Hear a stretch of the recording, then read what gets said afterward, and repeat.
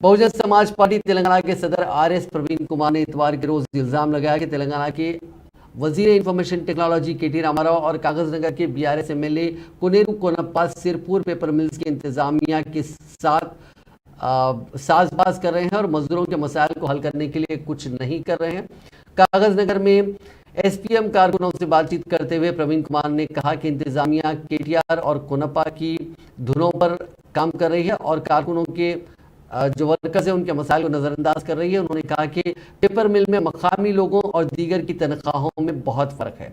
उन्होंने ये भी कहा कि इंतजामिया मिल मजदूरों के बच्चों को मियारी तालीम और सेहत की सहूलियात फराहम करने में नाकाम रही है।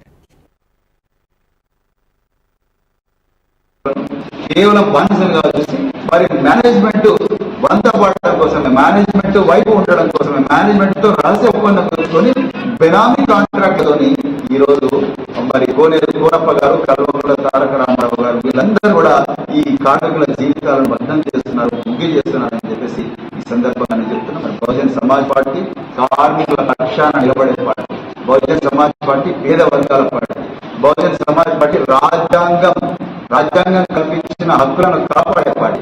బాబాసాహెబ్ అంబేద్కర్ గారు ఈ రోజు బాబాసాహెబ్ అంబేద్కర్ గారు మరి ఈ కార్మికుల గురించి పోరాడిన మహా యోధుడు. ఈ రోజు కార్మికులకు 8 గంటల పని విధానం వస్తున్నా, ఈ ఈఎస్ఐ వస్తుందనా, ఇది కేవలం బాబాసాహెబ్ అంబేద్కర్ గారి ఫలమే. మరి బాబాసాహెబ్ అంబేద్కర్ గారి ఆలోచన మేరకే పుట్టిన పార్టీ బహుజన్ సమాజ్ పార్టీ. నిరంతరం కార్మికుల మధ్యలో ఉండబోయే పార్టీ బహుజన్ సమాజ్ పార్టీ. వాళ్ళ కనీస హక్కుల కోసం పోరాడే పార్టీ. ఈ జేకే ఏదైతే ఇండస్ట్రీస్ లో దాని మెడల్ వచ్చిన ఈ కార్మికులకు న్యాయం చేసే పార్టీ బహుజన్ సమాజ్ పార్టీ. అదే విధంగా మరి ఇక్కడ చాలా మంది, ఇది కాకుండా చాలా మంది కూడా దళిత బంధు, తర్వాత చాలా మందికి దళిత బంధు ఇస్తామని ఆశ చూపిస్తా ఉన్నారు. నేను ఒకటే డిమాండ్ చేస్తున్నా, మీకు దమ్ముంటే ఇక్కడ ఉండే ప్రాంతంలో ఉండే దళితులందరికీ కూడా దళిత బంధు ఇవ్వాలి.